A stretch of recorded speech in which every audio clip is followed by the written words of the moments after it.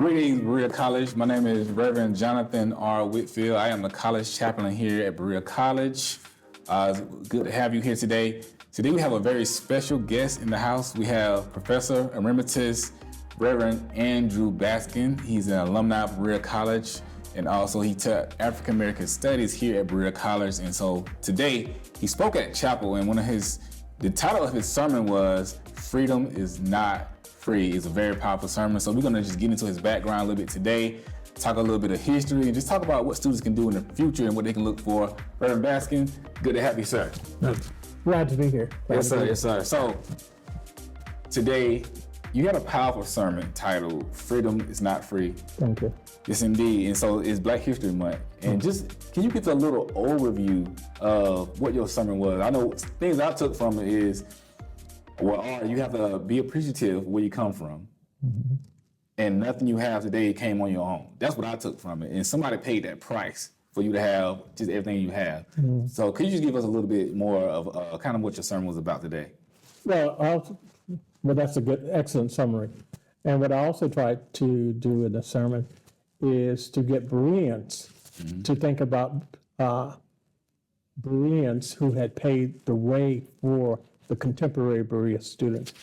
And I talked, so often we talk about, we know that Carter G. Woodson, Dr. Carter G. Woodson was the founder of Negro History Week, or now it's Black History Month. And we stop at that point. Mm-hmm. And I'm saying we need to also remember contemporary Bereans, also need to remember other Bereans that paved the way from them. And I mentioned some of the individuals that I either taught with or who were my colleagues or who were students with me at that time when I was a student here. And I mentioned people like the late Dr. Janice Blythe, Dr. Cleo and Rosa Charles, Dr. Betty Olinger, Kathy Scott, Reverend Henry Parker, Dr. Jackie and Virgil Burnsides. And I mentioned a gentleman, Mr. Box, who in 1968 gave up his life here in Berea. And I tried to get the audience to understand that what they have is at Berea now, especially the students now, it is because of individuals like the ones that I mentioned who were willing to not only just teach, in many cases, they did not get the rewards that were due to them, but they made the sacrifices. It's like when you build a house, if you expect that house to stand, you've got to have a good foundation. Mm-hmm. And I wanted the contemporary Bereans to understand the foundation they have and don't just focus on Carter G. Woodson, focus on the more contemporary Bereans, Black and white, who paved the way for them. Yeah, thank you. You're right. That's very powerful because sometimes we all only do focus on Dr. Carter G. Woodson, and that's kind of it. Mm-hmm. And I know there's more to the story. You know, and as I was looking up Berean history, I started to see some of those names you were mentioning, but I never really knew. I never really knew this or that, or what I kind of were attached to, and the fact that you was able to really bring life to it.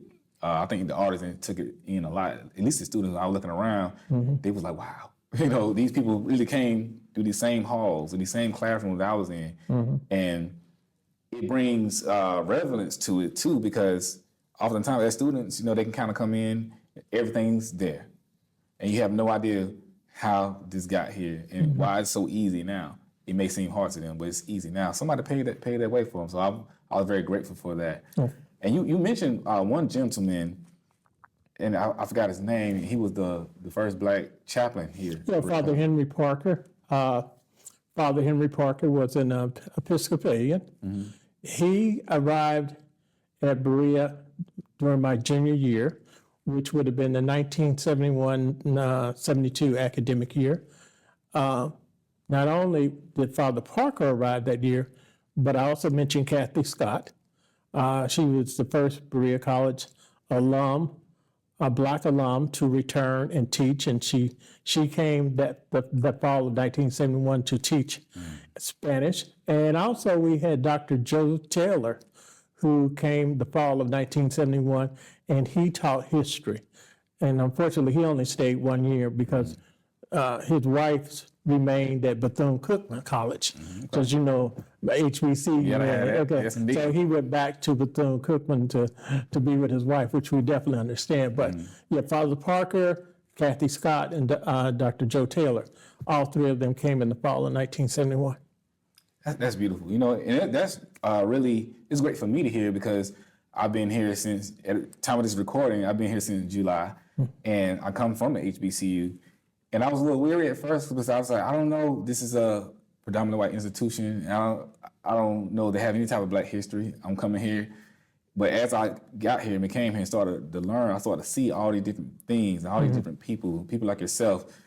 And you sort of say, look, we have a lot of history here, a lot of people who contributed. And that was very comforting to me because I didn't know. And so I look at other students, sometimes you just don't know. And it takes people to say, hey, these things happen. You know, and there's somebody that you can look to really get these things. And so you being a professor of African American studies, you taught here, you was a student here, now you're alumni. Can you just tell us what's that journey like? What does that mean to you? You know, just with all this Berean history that you have, you was a student, you taught here. What is that like for you to see where it came from, where it is now? Well, I think like so many students or alum, I can't tell you my initial impressions of Berea College would have been that I would, when I came in the fall, I really came in the summer of 1969, that I would still be here in 2025. There were some days when I was a student that I did try and think about transferring, but the Lord said, no, you're not going anywhere. I had three choices when I came out of came out of high school. One was probably not to do anything and wait to get a letter saying, welcome, Uncle Sam, and get drafted. And another one was to work in the plant of the Aluminum Company of America. And the third one was one day I was in the guidance counselor's office of Alcoa High School. And I had gone through catalog after catalog, and I found a catalog from a place called Berea College. And at that time, there was no application fee. I said, well, what do I have to lose? And I applied, and so Berea was the only school I applied to and the only one I got. So if it hadn't been Berea, I'm not sure what else would have happened, where I would have been. I got the chance to come back in 1983. I was the first director of the Black Cultural Center and interracial education program. And then there was a long journey, and then 2000, I was offered the chance to teach African American studies and to teach in general studies, and I did that in 2019. So I don't know. We put Berea. Where would I have been without Berea? Is a question I always ask, and Berea has been good to me. I can't say it's been perfect. I probably, as a human being, I think I did some things that probably weren't right, but somehow I still survived. I tried to be an example for my students, to stand up for what I felt was right. I also tried to be in the classroom. I tried to make sure that I had high standards, and my students knew I had high standards, because I wanted them to be prepared. And then I found it was better to be over-prepared than under-prepared. So, I don't know. And I guess the bottom line is what you read today. I still sometimes I think about it, that when I go in front of the alumni building, I see a banner with my name on it. I go to one of the rooms in my house and I see plaques, signifying that I am the only Berea faculty member to win the 3 most prestigious faculty awards. So I guess in terms of I am someplace in 2025 that I never thought I would be in 1969. That's powerful, because 1969, that's basically a year after Dr. King died. Correct. It coming out the civil rights movement, the Black Power movement. Which happened at Berea. It happened at Berea. Yeah, in fact, I would tell you, if you get a chance, one of the classes that I think is still part of the general studies curriculum at Berea College is GSTR 210. And there's a reader for GSTR 210 that has different articles about the history of Berea College.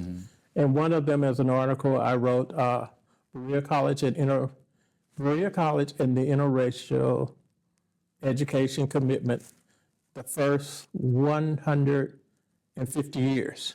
And the article talks about is my view of Berea from the history of Berea, and especially from my perspective as a student and as a faculty member up to, I think, 2015. And the point I'm saying is that when I came to Berea in 1969 through 72 is when we had 2 incidents where the Black students took over the administration building. This is, I think, a year or two before I got here, that's Berea College started the Black Student Union. Then my freshman year, we started the Black Ensemble. Also during that time period is when we started the Mr. and Miss BSU, it was just Miss BSU pageant at that time. And then we also had the election of the first African-American woman to be homecoming queen. So there, and we also had some floors in the residence halls that were all Black. So you're right about 1969 is when we moved from the civil rights movement to the Black Revolution, and that showed up at Berea College also. I never knew that. That's the type of history that we're looking for, just those gems. To find the GSTR 210 reader and my article in there. We'll check it out. And then you mentioned you helped start the Black Ensemble. Is that the same thing as the Black Music Ensemble? Yeah. Okay. The Black Ensemble was started by students and what is his name? His name will come to me. The African American who was a staff person at that time. So this was started by students, and it stayed that way as a student-oriented group. Melvin Marshall was the staff person, and it stayed a student-directed group until Dr. Kathy Scott came, and it became a course, and that's when the name changed. Okay. The Black Ensemble. And What is the Black Music Music Ensemble? Yes, BME. Yeah. Yes, indeed. And that just so we can be clear, so people can find that article. It's called GSR 10. It's in the handbook. The handbook. For the GSTR 210, which is a class that second semester freshmen take. The readings in the handbook are all about Berea College and Berea College history. Yes. And this one is the one that I wrote, and it's about, I think the title is Berea College and the Interracial Education Commitment, the first 150 years. Okay. You can also do a search on the Hutchins Library, and you can pull up the article that way. Okay, so that's good for our students to know. So it'll be very clear where they can go find that, get some points, do some articles on there, and read up on that. We think that's very beautiful. And just staying on the topic of history, Dr. Martin Luther King was supposed to speak here at Berea College. Correct. I think we found an article, or at least a copy of an article where he wrote and sent to Berea College, and he was set to speak, I believe, 4 or 5 days before he was assassinated. And we just thought that was just very interesting to have Berea College and such in the middle of Black history. But you really want to know that, so we thank you for that. And also, I would say that John Lewis spoke at Berea College at least twice. I think one was, the first time was the year of the 25th anniversary of the Selma to Montgomery March. And then a few years before he died, he spoke at Berea for commencement when I knew Dr. Rulofs was the president. So John Lewis came at least twice. Julian Bond also spoke for commencement, and the one reason I can always remember the year that Julian Bond spoke is that was the year no, this doesn't sound like pride, but that was the year that I won that was in 2004, and that was the year that I won the Seabury Award for Excellence in Teaching. And that felt a sense of pride that I walked across the stage to receive the award the same year as Junior Bond was here. And if you know anything about the history of this institution, his relatives attended Berea College. Oh, wow. You know, and one of them, in fact, was on the board of trustees.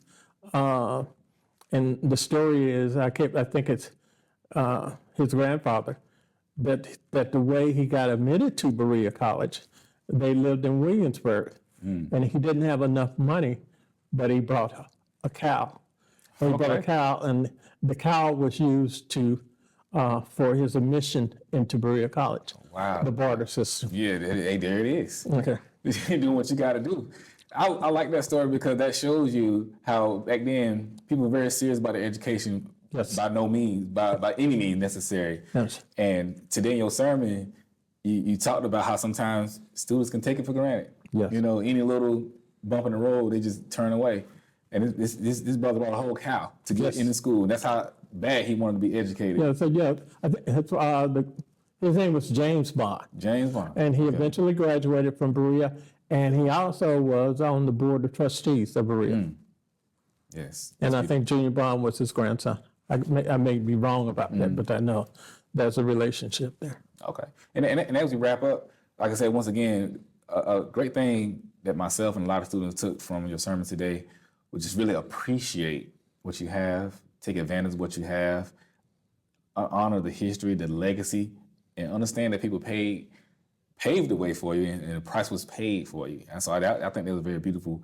So as we close out, could you just give student in the Berea community just some wisdom, words of wisdom, or anything you want to say to the students to keep them moving forward, focus, and things of that nature? Well, I think the phrase that I use so often, especially with my graduates in African American Studies, African American Studies, is always keep your eyes on the prize. And there are going to be difficulties. There are going to be pitfalls. There are going to be roadblocks. But you can make it, you can survive. And as I said to my students, when there were certain things I said to all of my students the first day of every class. One, I did not allow any trailer park stories.